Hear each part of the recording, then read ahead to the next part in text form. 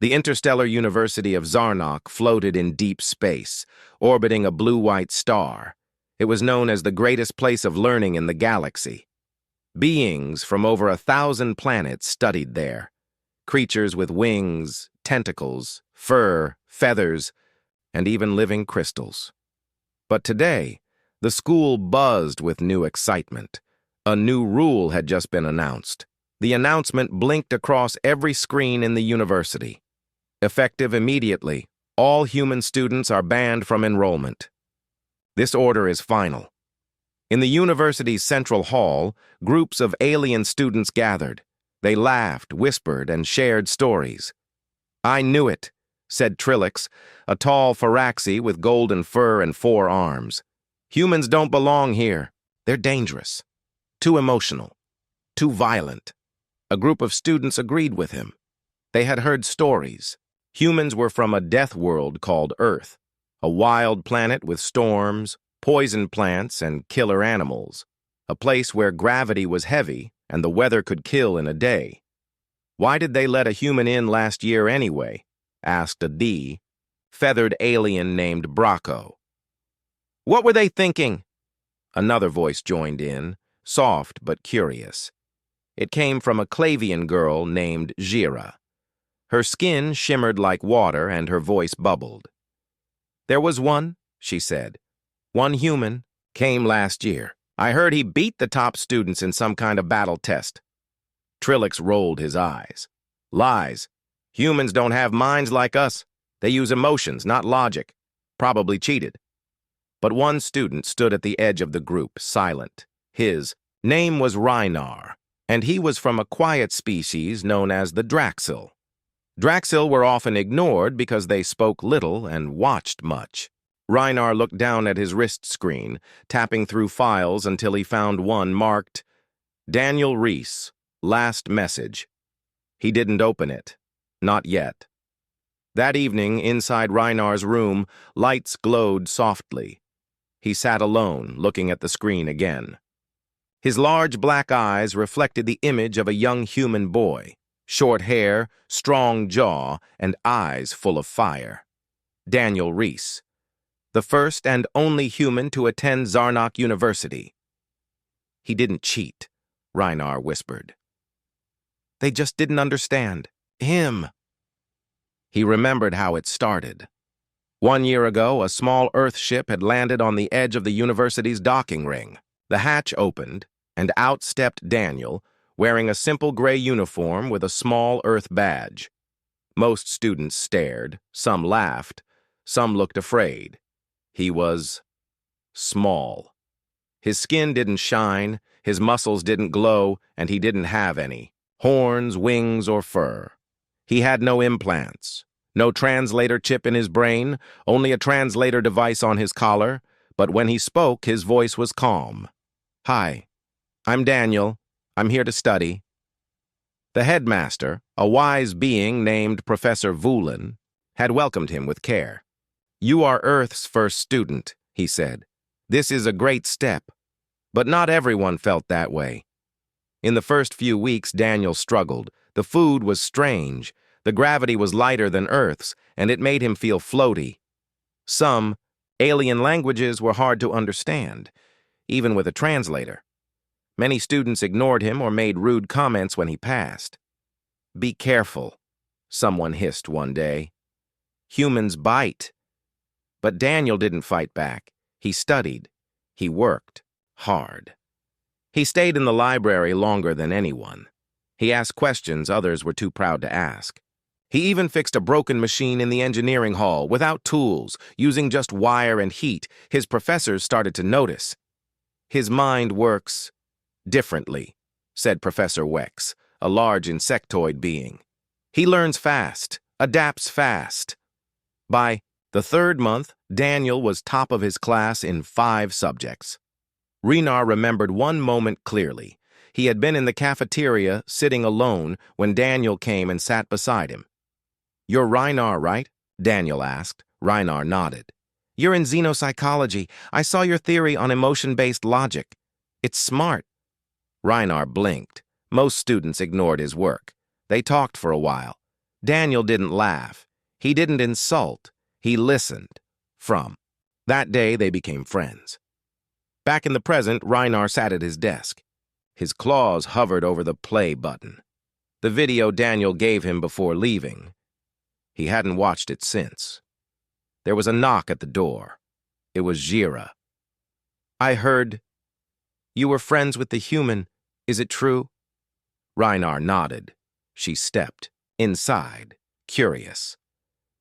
"Was he really that smart? That strong?" "Yes," Reinar said quietly. "But that's not why he was different."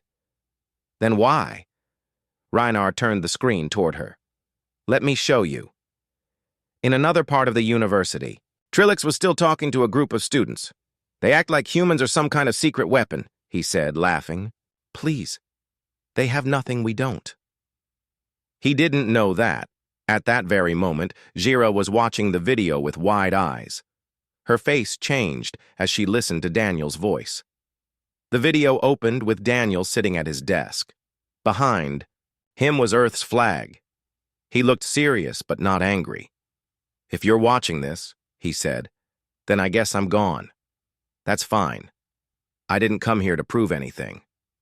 He paused. "I came because I wanted to learn. I thought this place was about knowledge, about growing together." He leaned forward. "But I saw how fast your smiles turned into fear. How you praised me one day, then feared me the next." He touched his chest. "I'm from Earth, a hard world. We fight to survive. We laugh even when things are bad.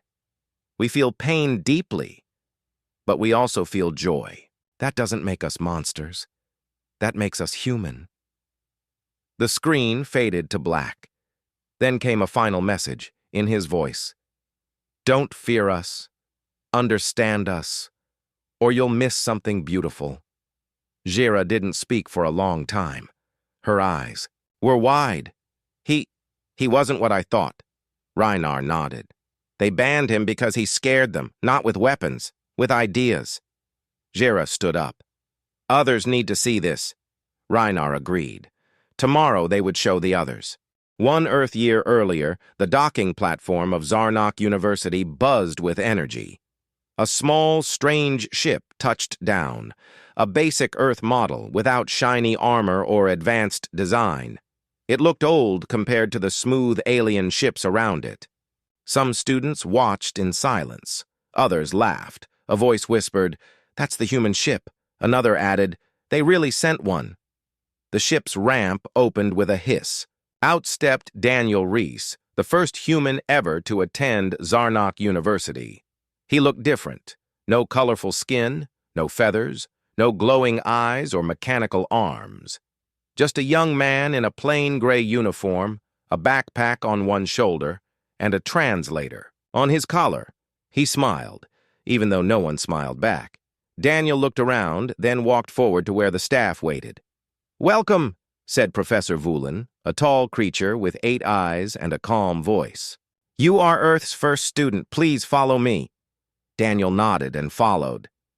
Behind him, a group of students whispered, "Did you see how small he is? He didn't even bring guards. He won't last a week." That first week was hard. The university halls were huge. The gravity was light, which made Daniel feel weak and floaty. The food tasted like rubber. The alien languages echoed in strange tones, and some students refused to use the translator device when speaking to him. One time in the library, a flying alien dropped a book on his head and called him ground meat. Daniel didn't fight. He didn't yell. He simply picked up the book, nodded, and returned to his desk. He kept studying. In his first class, quantum mechanics, he sat near the front. The professor, a large jellyfish-like creature named Professor Uhl, explained something about folded space. Daniel raised his hand.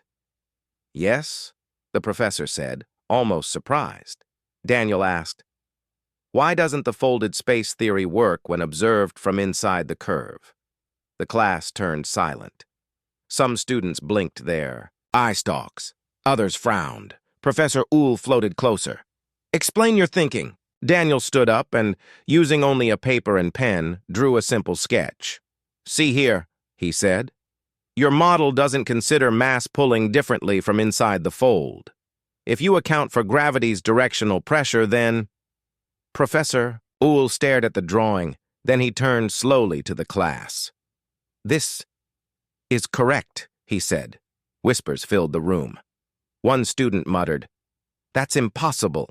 But Daniel just sat down and continued taking notes. News spread fast. The human solved a third-year puzzle. He corrected Uhl's fold theory. He used a pen. Aliens didn't use pens. Most used holographic devices or mental implants. But Daniel kept using simple tools, paper, pencil, chalkboards, and somehow he kept winning. In the engineering hall, he fixed a broken cooling system. The university's best Clavian engineer had said it was unrepairable. Daniel took one look, tore off a piece of metal from a broken table, heated it using friction and compressed air, and sealed the leak. It worked perfectly. Professor Cran, metal-bodied alien, asked, Where did you learn that? Daniel shrugged. On Earth, when something breaks, we fix it fast. No waiting, no labs, just hands and tools. One evening, Daniel walked into the strategy room. It was where students trained for mental challenges, puzzles, simulations, debates. Trilix and his friends were already inside watching a battle simulation. The game showed fleets in space, aliens, warships, shields, drones. Two students were playing, moving pieces and giving orders with their minds. Daniel watched quietly. When the game ended, Trilix noticed him. Hey, human, he said, voice loud. Want to try? Daniel looked at the screen. Sure. The room paused. Some laughed, others whispered, This will be quick. The simulation began. Trilix commanded one side. Daniel took the other. In the first 5 minutes, Daniel lost 2 ships. Trilix smirked. Already breaking. But Daniel didn't panic. He let Trilix move forward, slowly, confidently, then used a decoy ship to hide mines near the center. When Trilix advanced, he lost 5 ships in seconds. What? Then Daniel's drones flanked from behind, cutting. Supply lines. Trilix shouted, That's not fair! It's called a trap, Daniel replied calmly. Humans use them all the time. Within 10 minutes, Daniel had turned the game around. In 15, Trilix had no fleet left. The room was silent. Professor Yaylor, who had been watching, said quietly, That was brilliant. Daniel stood and said, On Earth, we fight wars not to win fast, but to survive long. He walked out, without looking back. That night, students across the university were talking. The human beat Trilix. He tricked him with fake data. He fights like he's been doing it forever. Reinar listened quietly in the hallway.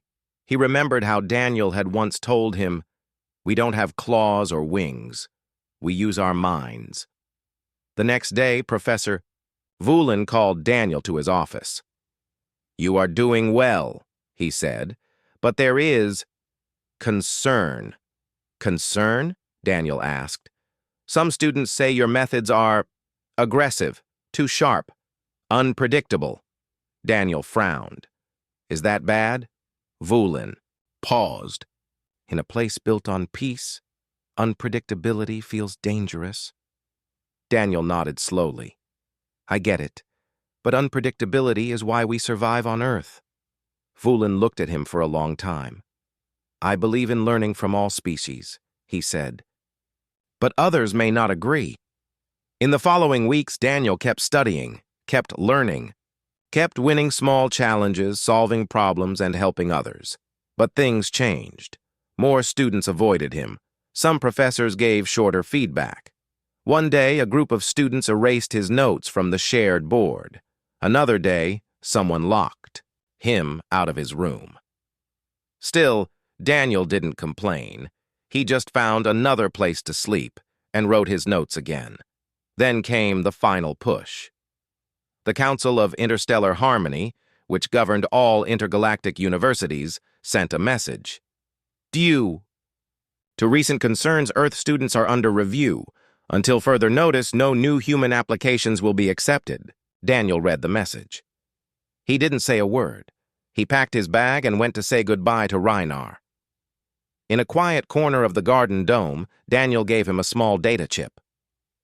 "This is for you," he said. "What is it?" Reinar asked. "A message. In case they forget who we really are." Daniel stood, looked up at the stars, and smiled.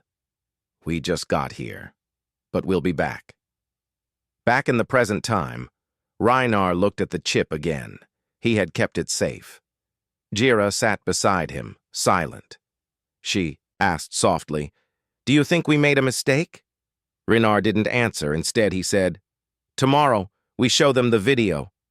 The sun lamps inside the university's central arena blinked on slowly.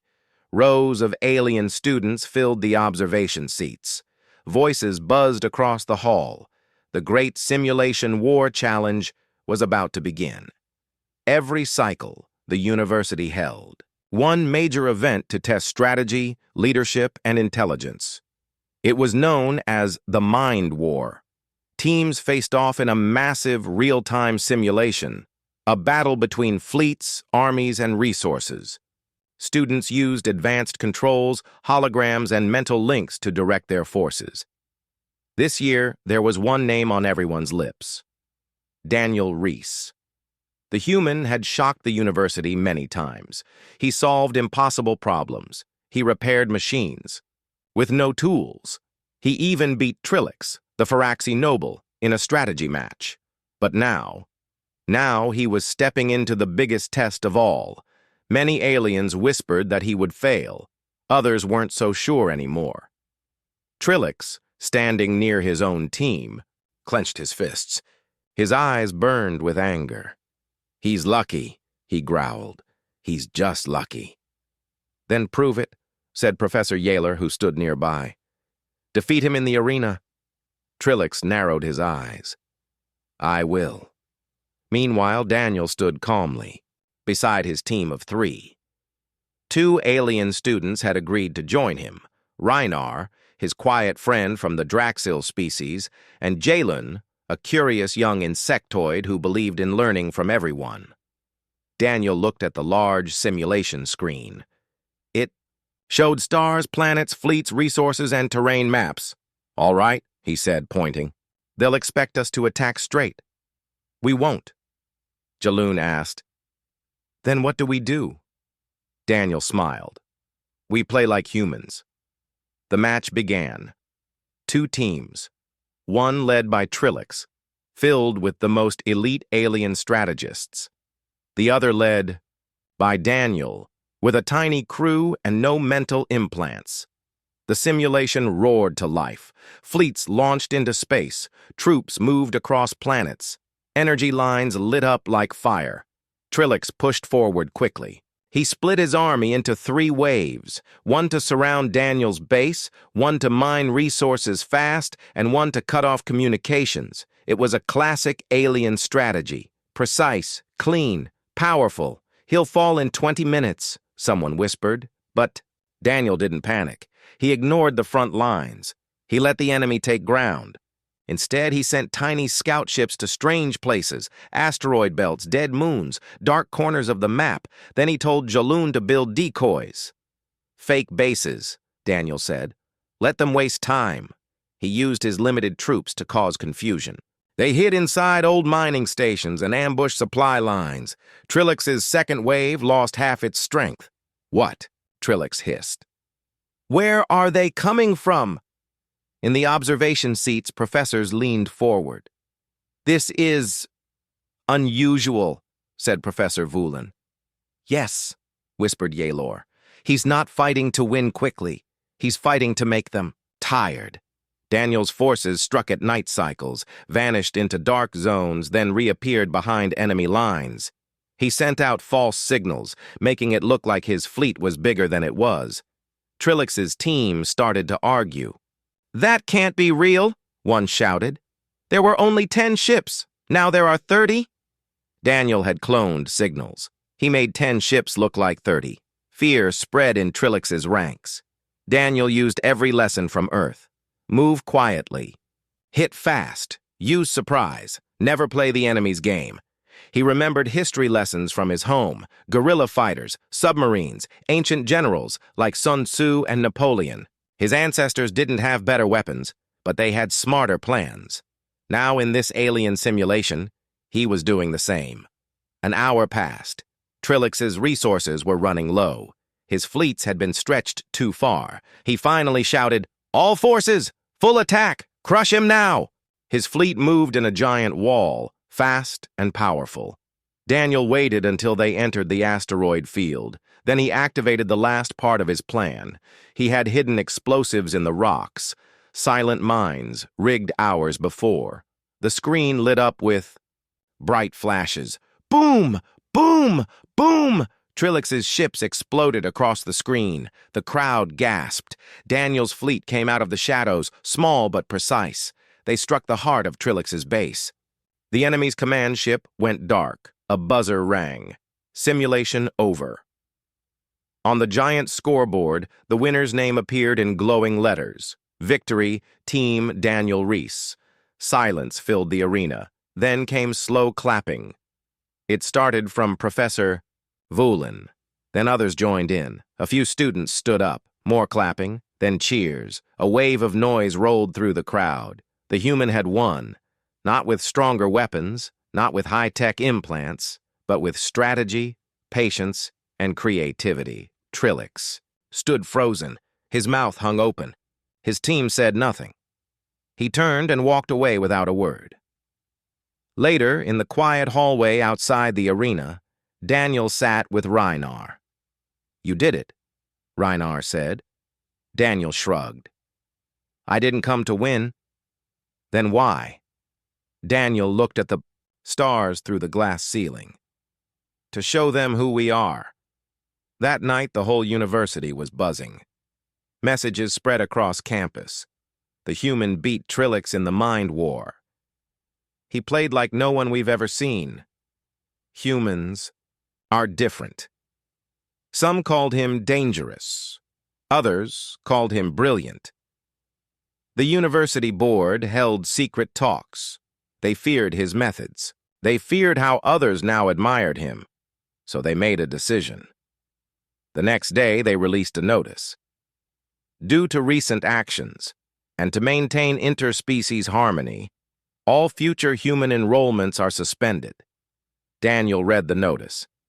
He didn't get angry. He didn't argue. He just smiled and left a video file with Reinar. Back in the present, Gira sat beside Reinar in a quiet study room. "I watched it again," she said. "He wasn't a monster." "No," Reinar said. "He was something new." Gira looked at the screen. "Do you think they'll believe it when they see the video?" Reinar nodded. "They will. Because it's not just about strategy. It's about truth." In the next part, they would show the video, and the galaxy would finally understand what they had feared and what they had lost. The next morning at Zarnok University was quiet. Too quiet. Usually, students filled the halls laughing, chatting, and rushing to classes. But today, something was different. Rumors were spreading. Whispers moved from room to room. They found something. A video, left by the human before he left. In one of the lecture halls, Reinar sat at the front, a data crystal in his hand. The lights were low. The screen was ready. Around him sat over 50 students, aliens of every kind. Some came out of curiosity, others out of guilt, and a few just wanted to know the truth. Gira sat beside Reinar. Her eyes were calm but serious. "You're sure about this?" she asked. Reinar nodded. "It's time." Back when Daniel Reese left the university, he gave Reinar one final message. A small chip, simple in shape, but heavy with meaning. "Play it when they need to remember," Daniel had said. And now, they were ready. Reinar tapped the screen. It flickered. Then the face of the human appeared. Daniel looked straight into the camera. His hair was a little messy. He wore a dark gray jacket, and behind him was a large window showing the stars. "Hello," he said. His voice was calm, but strong. "If you're watching this, it means I'm gone. That's fine. I didn't come here to be a hero." He paused. "I came here to learn, like all of you. I didn't want fame. I didn't want war. I just wanted to know how the galaxy worked." The students in the room watched in silence. Even the ones who had mocked him now stared with wide eyes. Daniel continued. "But learning wasn't enough. Some of you felt fear. Fear of someone different. Fear of someone who didn't act like you, didn't think like you." He leaned forward. "Let me tell you what it means to be human." The video changed. Clips played, fast but clear. A human child building a robot from broken parts. Firefighters running into a burning building to save strangers. Scientists working through the night in dusty labs. A young girl planting trees on dry land. A disabled man painting with his mouth, smiling as he worked. Daniel's voice returned. "We're not perfect. We fight, we cry, we fail, but we keep going, no matter what." More clips followed. Soldiers lifting rubble to find survivors. Astronauts laughing as they floated above Earth. Two kids, one alien, one human, sharing food. Daniel spoke again. "You called my planet a death world. You were right. Earth is dangerous. But that danger made us strong. It made us adapt. And it taught us to protect each other." Professor Voolan, watching from a nearby room, felt something stir in his chest. The words were not angry, not proud, just honest. Daniel continued. "I wasn't better than you, but I was different. And instead of learning from that difference, you chose to push it away." His voice grew softer. "I don't blame you, but I hope one day you'll understand." The screen faded to black. But then one last message appeared. Words written by Daniel. "If knowledge is only for those who look the same, then your wisdom is weak. If fear guides your truth, then your truth is a cage. Don't fear humans. Learn from us. We would have learned from you." The room stayed silent for a long time. Even Trilix, standing in the doorway, said nothing. Finally, Zero whispered, "They need to see it. All of them." Reinar nodded. "I'll upload it. Within an hour, the video was posted to the Galactic Student Network. From there, it spread fast, across Zarnok, across nearby space stations, across home worlds of dozens of species. Within 6 hours, the video had 10 million views. Within 12, it reached the Galactic Net. Some alien leaders tried to block it. Propaganda, they said. Too emotional. Not approved material. But it was too late. The people had seen. The students had seen. And they began to ask questions. Messages began to arrive at Zarnok University from all corners of the galaxy. "Why did you ban humans?" That student was brilliant. "We want to learn with them. Bring them back." Professors held emergency meetings. The board of directors sat in circles, confused and worried. "This could break the council's harmony," said one. "No," said Professor Voolan. "It might restore it." Meanwhile, Trilix stood in his private quarters, watching the video again. He remembered the game, the simulation war Daniel had won. He remembered the tactics, the courage, the quiet strength. And for the first time, he didn't feel angry, he felt small. "I laughed at him," he whispered, but he never laughed back. Elsewhere in deep space, a small human station received the news. Daniel Reese, now back on Earth, watched the numbers rise on the screen. Reinar had done it. They showed the video. He leaned back in his chair, a soft smile on his face. Back on Zarnok, more students gathered in the central hall. They stood in front of the same screen that once showed the ban on human students. This time, a new message appeared. "The ban on human enrollment is under review." A second later, another message appeared below. "Knowledge must not fear difference. Truth belongs to all." That evening, Reinar and Jira sat outside in the garden dome. Aliens walked by, some nodding at them, others stopping to thank them. "You did the right thing," Jira said. "No," Reinar replied. "Daniel did," she smiled. "But you helped them see it." Far across space, a child from another alien race watched the video for the first time. He turned to his parents and said, "I want to meet a human. One day he would." The video ended. The lecture hall at Zarnok University was completely silent. No one spoke. No one laughed. Daniel's message still echoed in their minds. If knowledge is only for those who look the same, then your wisdom is empty.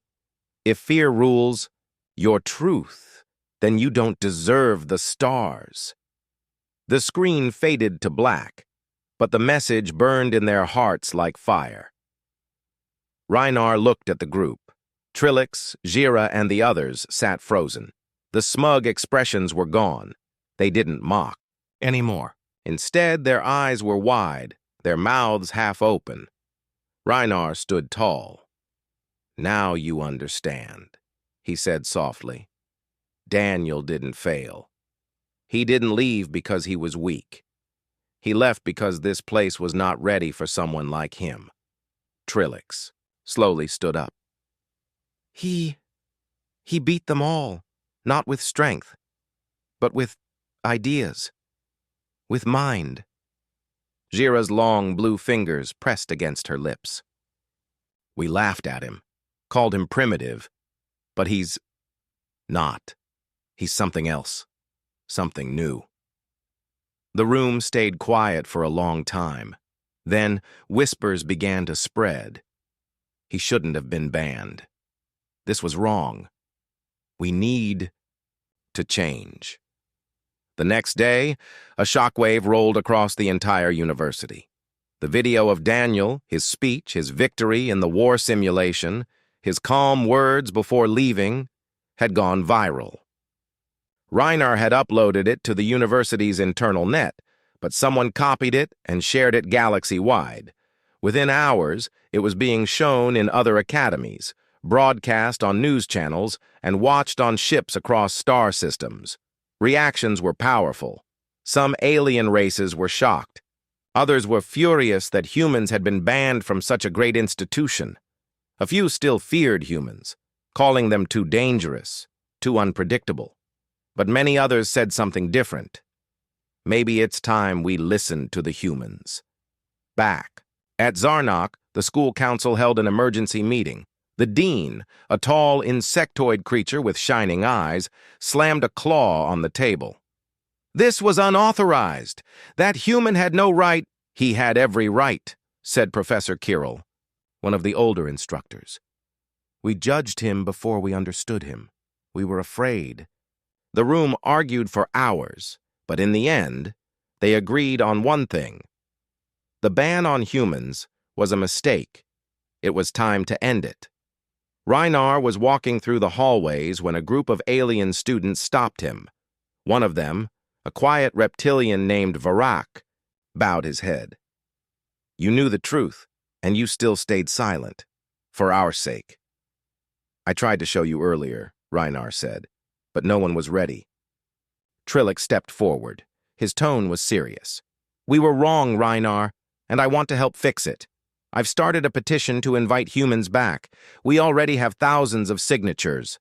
Reinar's eyes widened. "You really mean it?" "Yes," Trilix nodded. "And I'm asking you to send the invitation. You knew Daniel best. He'll trust you." Reinar felt a sudden hope rise in his chest. A week later, a message was sent to Earth. It was an official invitation, signed by the university and approved by students and faculty. It said, "Zarnok, University formally lifts the ban on human students. We apologize for the injustice. You are welcome among us." Earth responded, not with anger, not with pride, but with something better. They accepted. Months passed. Zarnok University changed. Alien students began studying Earth history, human science, and Earth languages. Old jokes about humans stopped. New conversations began. Some professors started quoting Daniel's speech in class. One alien wrote a paper called The Human Mind, A New Path to Galactic Understanding. Another designed a war simulation using Daniel's tactics as a teaching tool. Reinar walked through the halls and smiled. The university felt alive again.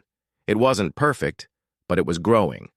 Then, one morning, the announcement came. A new human student is arriving today. Everyone stopped what they were doing. Students gathered by the landing pad. Cameras floated in the air. Professors wore formal robes. The shuttle arrived, sleek, white, Earth-made. The ramp lowered. Out stepped a young woman, tall, confident, with sharp eyes and a calm smile. She wore a simple dark blue uniform with a symbol on her chest, a star, surrounded by orbit lines, the emblem of the New Earth Academy of Science and Diplomacy. Reinar stepped forward. "Welcome to Zarnok University." The human student nodded politely. "Thank you. My name is Mia Rhodes. I've come to learn, and maybe teach a little too." The crowd parted as she walked through. Some aliens nodded with respect. Others smiled. A few even bowed. Trillic stepped beside Reinar and whispered, "Do you think she'll be like Daniel?" Reinar smiled. "No, she'll be different. And that's the point. Every human is different. That's what makes them dangerous and brilliant." Later that day, Mia visited the Hall of Memory. Inside was a small display, a hollow screen playing Daniel's final message. She stood silently, hands behind her back, watching. Reinar joined her. "He was the first. You're the second, but not the last." Mia turned to him. "I saw the video when I was a child. I knew I wanted to come here one day, not to prove anything, just to understand." Reinar nodded. "That's what Daniel wanted too." Far away, in a quiet place on Earth, Daniel Reese watched the news on a hollow screen. Mia's arrival was being shown everywhere. She was calm, smart, and confident. She reminded him of himself, but stronger. He smiled. Someone beside him asked, "Do you regret leaving?" Daniel shook his head. "No.